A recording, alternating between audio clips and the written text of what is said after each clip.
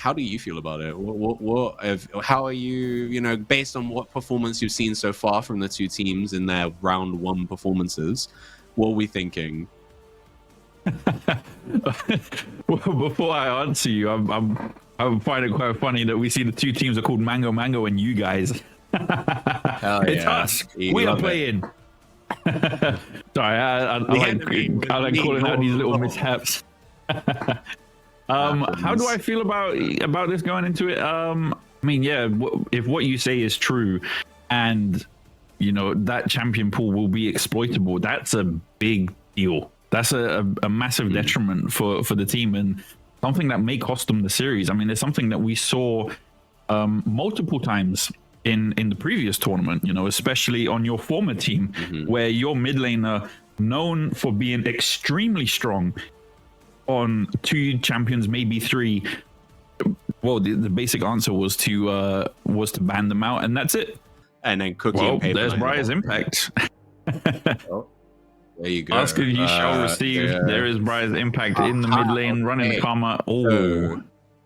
V-Rail is here though, so Mismatch is the one that's missing, which means that all of that unwarranted Zac Flame is probably no longer relevant because it's not Mismatch playing it. So there we go. And then on the side impact looking like a cheeky trade for the Vladimir here. Thorbin getting a couple. We take those. Yeah, you do take those if you are the Victor. I think the early lane probably does go for the not Vladimir, Jesus, Victor even, sorry.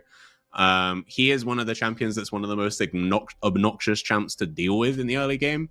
His Q makes it so that if you're trading with him, because its range is about the same as his auto attack range, which is already pretty high, and then it gives him a shield. So it does big damage, and then it gives him a shield. So if they choose to trade with him, if he's not the one reacting, if he's the proactive trader, it's so hard for them to match his damage just because of the fact that while he's damaging them, he's also shielding himself. So it makes that disparity among their health bars that much bigger. But, Karma isn't really here to get themselves super fed. I think they're trying to just push waves with the mantra-infused Qs, and then probably roam bot and try and get Cookie fed. I tried to say ahead and fed at the same time. Ignore me. Fed. It's all good. We're combining words out here. But yeah. I mean, his name is Cookie, and I was thinking about food, so that's why we went fed. Well, let's see if Motorola eSports are going to treat themselves to some cookies later, if they manage to pull off this one. The extended trade we see there in the mid lane between... Yeah, only if they win, for sure. Briar's impact, then Thorbin going head-to-head here. Half health for Briar's impact on that Karma. I mean, Karma is also somebody that has access to, decent sustain with the empowered W. If you're missing health, then you get more health back. It's that kind of mechanic. Logic here, though, trying to catch out Paper Knight. Ignite comes out, but Paper Knight just safely retreating, walking away. And then, there was an Ignite trade as well. And a cleanse came out from Phelios. Didn't see that. I didn't catch that, but he cleansed immediately. I think maybe a little too quickly, to be honest. I don't think he was in major threat there. I think as soon as the Ignite came down on him from Paper Knight, he was worried that there was going to be some kind of flash E or something.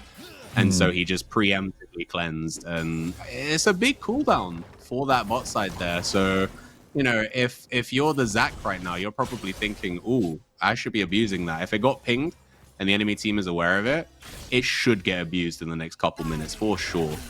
The burn of the Ignite as well from the Rel, I think, was just to match. They just wanted to trade health bars a little bit, right? So there was no real kill threat unless anybody maybe pushed it a little too far. But as we saw, everybody backed off. Nothing really happened.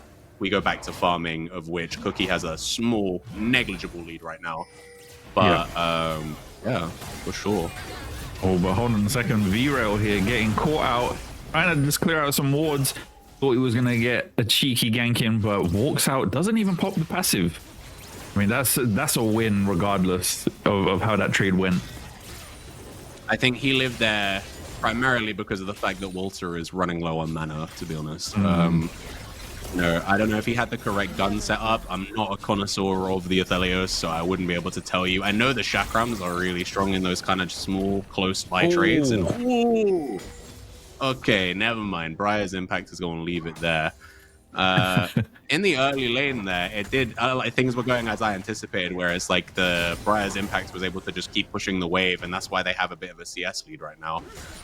But even with the early trades, the Karma's just putting in work, man. God damn, they got over 10 CS now. Quite a bit of that wave is going to crash as well, so Thorben's going to catch some of it, but not all of it. And that does mean that Briar's Impact will hit the level 6 power spike earlier.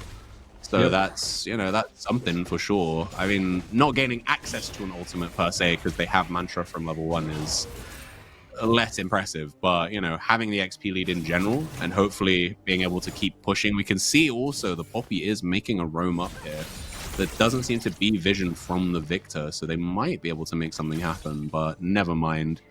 Walking away, we do a little Craig David special there for the Poppy. Make their way back to lane. You guys are they're too young to get that one. Yeah, you're true. Yeah, probably. Yeah. Who's Craig David, bro? What's that? I don't even know. Is that the guy from? Is that the guy from James Bond? Oh shit! I thought you were gonna say is that the guy from Bo Selector, and I was like, if they don't know Craig David's songs, they won't know Bo Selector. No, 100%. But yeah, I'm getting too old and too British for this. We have Europeans in the chat. They're not gonna know what Bo Selector is. Like I need to gentrify my memes, you know. But anyway, we'll definitely keep it that way. The less people know about Bo Selector here, the better. First Cloud Dragon goes over to Deluxe Mango Gaming, and I mean, somewhat uncontested. You see the vision around the river, and they definitely had control over it in anticipation. Easy Drake for them there. I think if you're, I mean, there's nearly a 1k gold lead, so and having everybody commit to go and get that dragon allowed, again, Briar's Impact has got a little over a 10 CS lead. We got a little under 10 CS for the Jinx. Jinx has also opted in for a Cole, so they're not really looking to tussle. But to be fair, both of them have Coles, but you know, Jinx wants to scale. They don't really want to fight right now because unless they get excited, they're not going to be particularly impactful. So it makes sense to just kind of, you know, forsake the dragon. And it looks like Zach has been able to uncontestedly get the grubs there as well. So at least it's kind of a trade there. Yeah, it is a trade.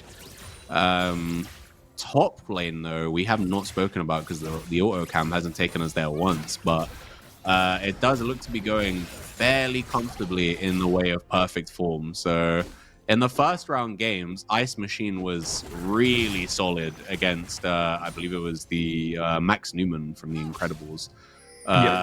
He handily won both of his lanes. It wasn't like a domination or anything, but he did handily win. Perfect form, however. Oh, sorry, I think I'm mixing things up here because at DMG we're against 7 Schizos. Ice Machine was the person who put Synthet at 1-16 across 2 games. So never mind. Yes, you're right. He put in a shift in his previous game. It was Perfect Form who I think was against the Incredibles and did handily win both of his lanes, but I believe, if I remember correctly, I think he did die a couple times to some a little bit hubristic on the dives, you know. But yeah, for sure. That's not this game. This game, he's got nearly a little over a 20 CS lead, and he is running that Ornn down.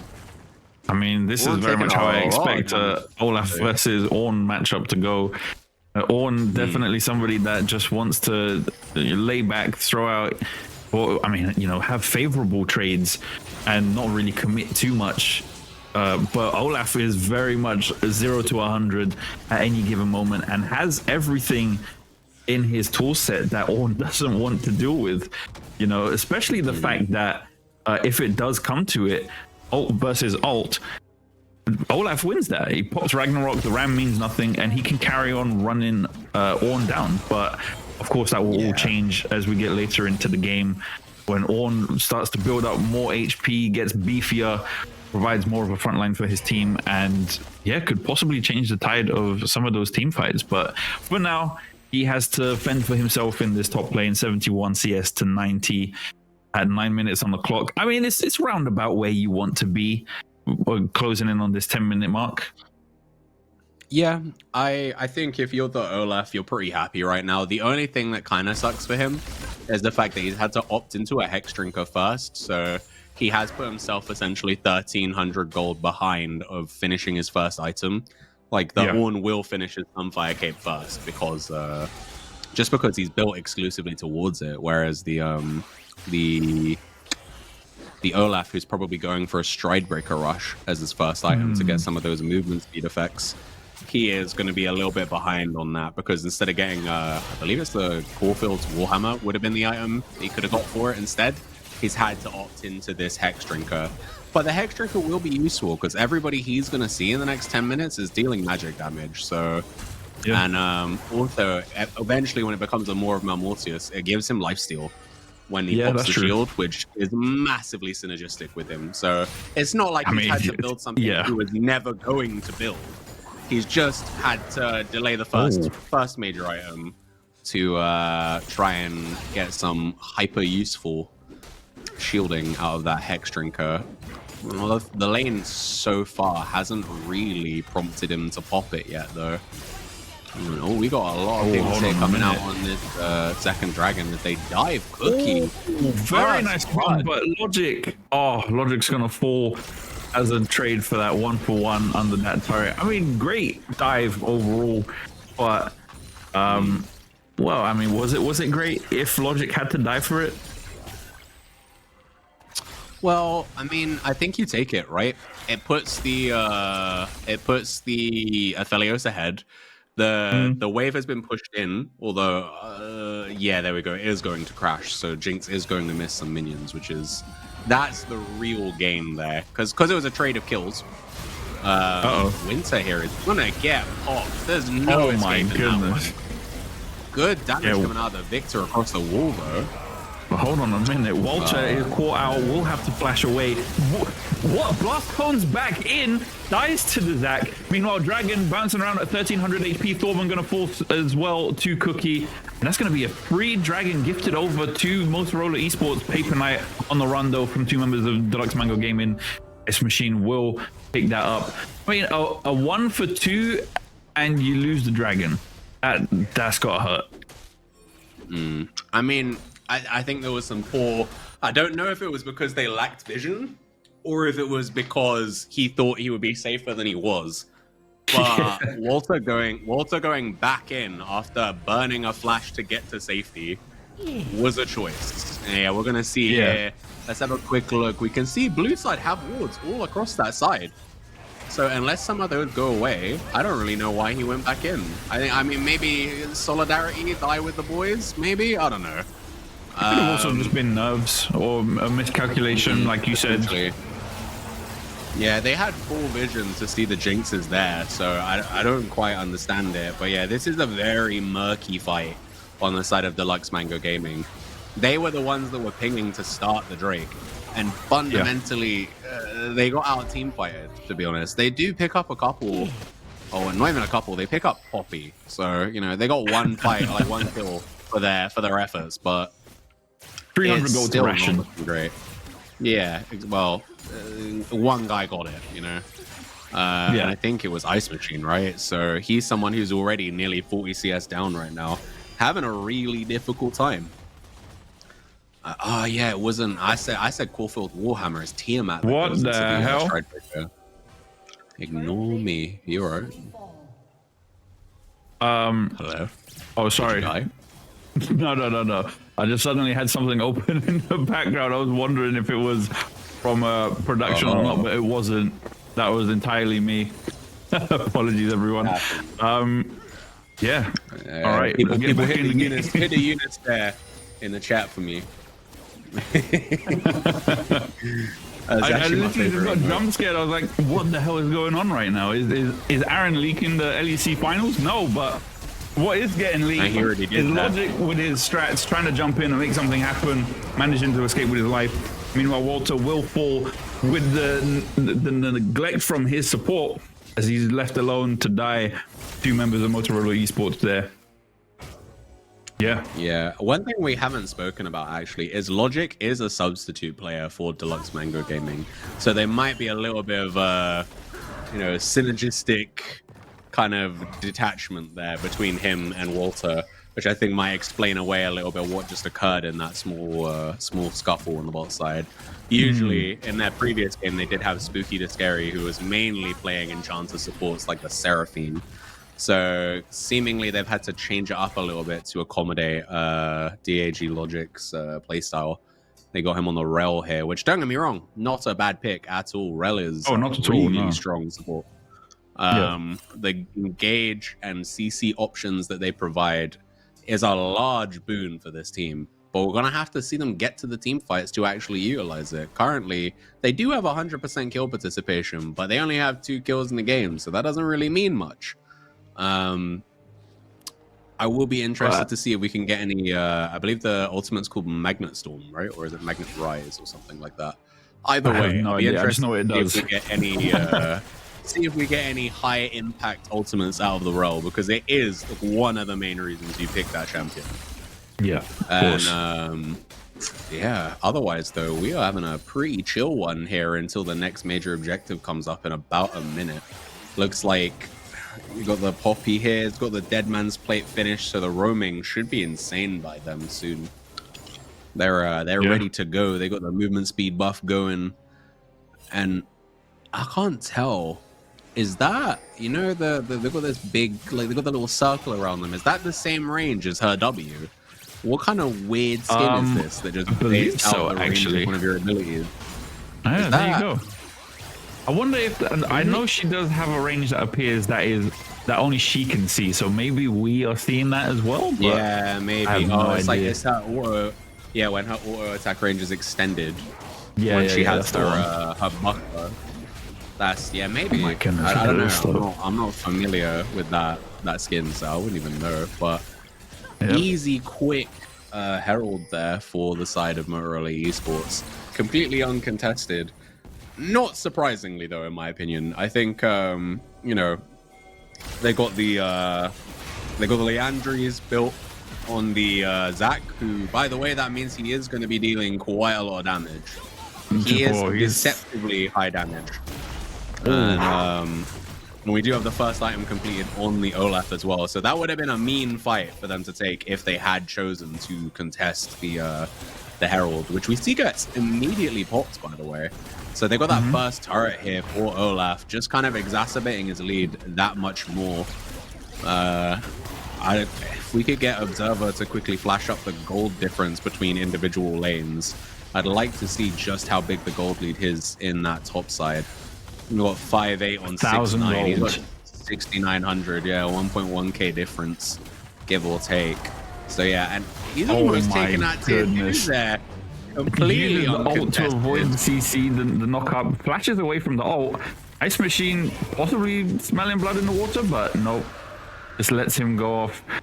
I mean, that has to be a feel-good moment right there for Motorola Esports. Perfect form, managing to get 2 turrets with the help of the Rift Herald, which they took uncontested. However, Deluxe Mango Gaming did have full vision of it. We didn't point that out. There was 2 wards in that Baron pit for the Herald, and they were aware of it. But while that was all happening on top side, Motorola Esports picking up that Ocean Dragon, second Drake of the game. Also, though, suffering right now.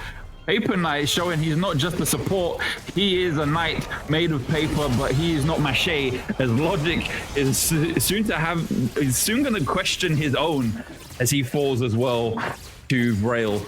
This is starting to crumble at on the edges of this team, DMG.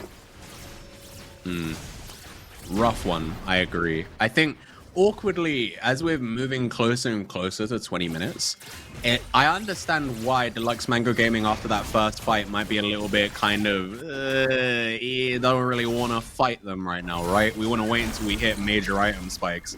But they gave away the Herald for free, which got rid of 2 of their turrets for free. Then they gave the Dragon for free, and they had vision of all of these things, by the way. We did see in the fight afterwards, and here we go. Olaf is just gonna run him down. Oh my goodness, 2 separate fights going on right now. The Lux Mango Gaming engaging onto the Motorola Esports trio rather, but Hoppy just managing to escape, Cookie flashing away, no blood drawn, and Auburn didn't even die while that was all happening. It looked really bleak for him, but he managed to escape with his life. Perfect for managing to take the mid lane turret though. So, I mean, it's something is better than nothing at the end of the day. Yeah, I mean, if you're Motorola Esports there, I think you're kind of laughing, no? Like, they got engaged on by Winter. Like, the whole team tried to jump on them, but they just couldn't secure it. Like, they couldn't close it out, you know? They couldn't close out a single kill. Meanwhile, Olaf just easily dives the Victor, who is not really in a state right now to defend himself against this 2-item Olaf, who literally has built specifically to defend against it. He's got the Merc Treads, he's got the Maw of Mount Mortius built. Like, he's, you know, he's set, right? Like, he's having an easy game of it. I know he is currently 0-0-0, so it looks like he's not been in combat, but he has been far from it. He has been fighting, he just hasn't secured kills. But the gold lead he has currently, massive. He's got an entire item over the Ornn right now, who is currently, you know, subject to just catching waves in the top side. There's not much else he can do. Yeah, especially going up against that Karma as well, who is there to continue the tide going against his favor. Hold on a second though, Ice Machine is fishing for something right here. Briar's Impact currently under aggression from this angry mountain ram, manages to root him and escape, and just walks away with half HP.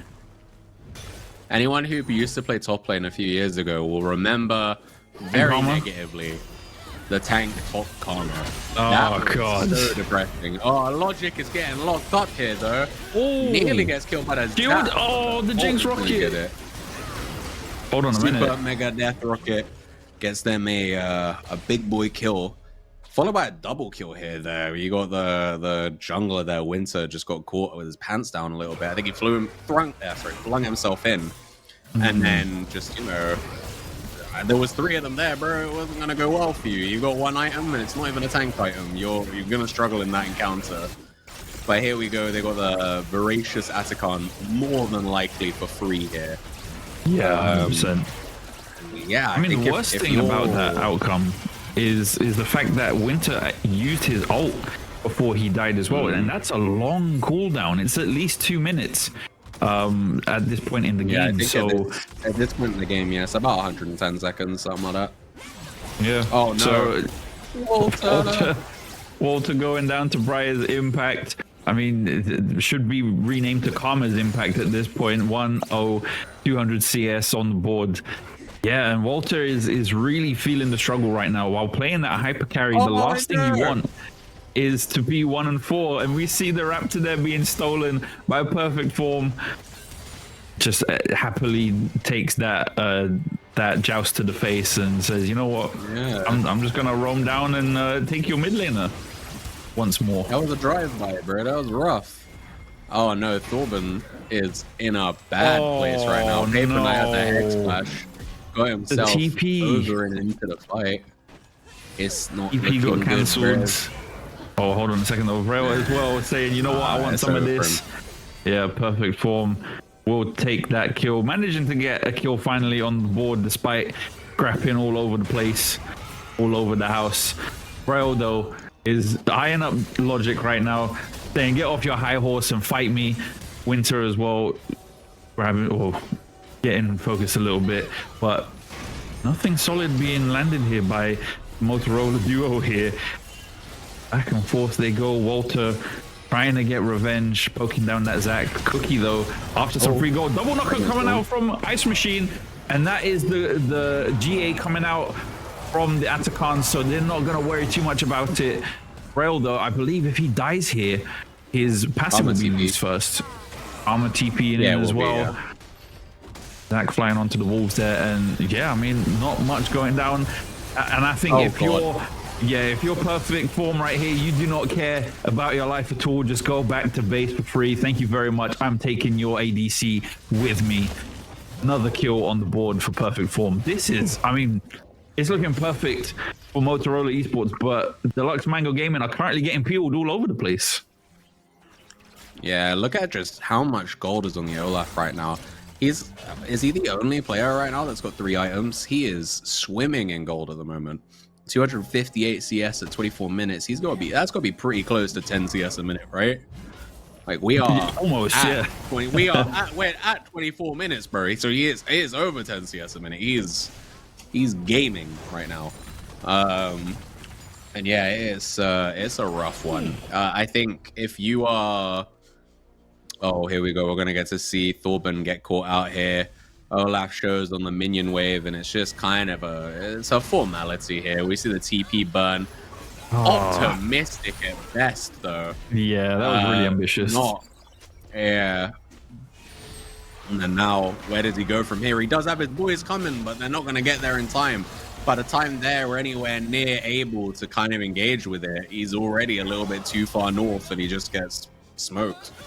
And yeah, we have a quick, there is something going on the picture-in-picture right now that I'm excited to get back to. The Baron's still coming out. Winter stealing the Baron. Logic is happily gonna die with his jungler. I mean, denying the Baron away from your opponent is always a feel-good moment. Wow, very nicely done right there by Winter. We didn't manage to see the full thing. We will get it on a replay real quickly for you guys shortly. But wow, Baron steal? Is this how they come back? I mean, I don't know if it's how they come back, but it's definitely how they delay what feels like the inevitable right now. So yeah, we can see Red side think they're going to get some cheeky flash cut. The Sad Mummy just about gets the smite before he dies. And that was just a straight up out smite right there. That was just a 50-50. They both have smite. You can see Zax didn't get used. So, yeah, I mean, you know, a small ray of light in a very dark skyline is the fact that when it comes to 50-50s, Winter outperformed Rail. But to be fair, Rail is supposed to be their mid laner, so you know he's currently subbing in for Mismatch here. So yeah, surprise, I mean, but either way, yeah, you can you know, give that to him. But yeah, at the end of the day, a smite fight is a smite fight, and Winter is the one that walked away with it very happily as the victor of it. As that Baron is now on the side of Deluxe Mango Gaming. But we'll see if they can do much with it. Yeah, it's a rough one for sure. But I agree that if you are Winter right now, if you are Deluxe Mango Gaming right now, you take that. You know, you lost 2 lives. Okay, that sucks. But if they had Baron right now, if Olaf had Baron right now, the game would be over. He would be able to run 100%. Into their base. I am confident that he could probably 4v1 right now with how much gold he has, and the fact they can't lock him down. Just get another little cheeky. I think he's going to hit the E and then immediately hit the smite there. They're focusing on trying to kill the Amumu as opposed to trying to kill the buff. And so 1-1-5-3 that ends up biting them. Yeah, ends up biting them on the arse there, I think. But, you know, we have a little bit of a kind of scuffle going on here.